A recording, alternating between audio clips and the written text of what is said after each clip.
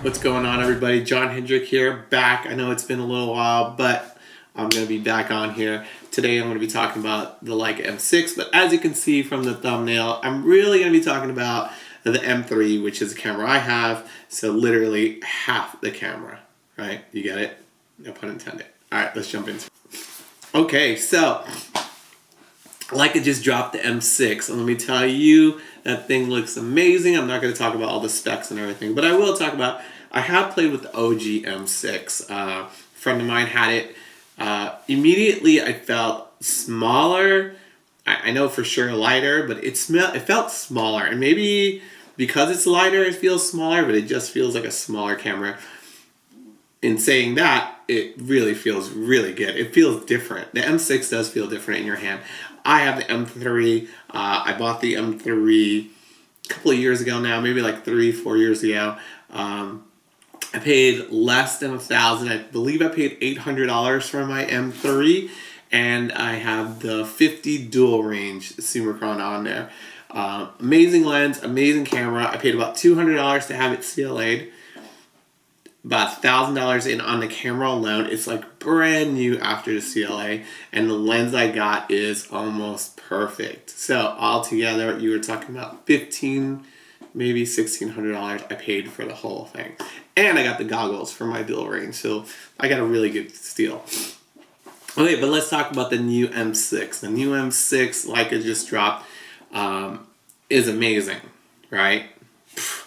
I mean, they fixed everything they needed to. They compiled all the best parts of that whole M lineup and brought back the body and the style that's probably most seeked after and known, the M6, and just made this amazing analog camera.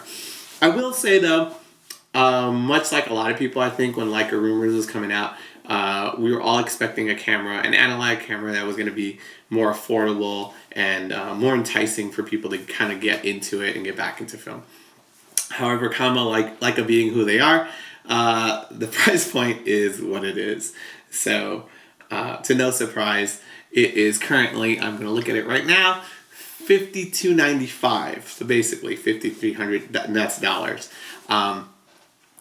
They do have the MP and the MA, and I think that's important to talk about. The MP and the MA are more based off of the M3 model, which is the one I have, right? Amazing cameras in itself. And the MP is $56.95, and the MA is $55.95, thereby making the M6 actually the most affordable Leica analog they have. So technically, they did come through, and it is an affordable Leica analog. So it is what it is. It's still $5,000. Much like everyone else, probably gonna have to wait another year or two, even for the opportunity to buy one. I mean, the MP and the MA have been in production forever. However, to get your hands on one is truly difficult. I'm sure you can if you live in Japan. Obviously, you probably can get them a lot easier. Here stateside, they're a little bit more difficult to find, and the price point's always crazy. I feel the M6 is going to be the same way. However, maybe some people will start offloading their old OG M6s to kind of work their way into the new one, which may open the door for people like myself who have always wanted an M6, but just could never pull the trigger.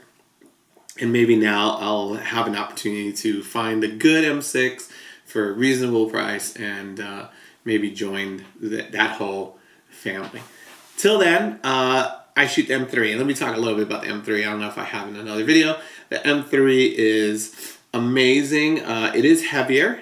I'll put a little clip here because even though it's heavier and it is older and it has no light meter, it's still a remarkable camera and it looks amazing. So you'll see it here. The biggest thing I think that I would really want or really look forward to getting like an M6, an M7 or something is truly and honestly the light meter. I've been shooting mine for 2-3 years now. I'm well adapted to shooting without the light meter because I have to.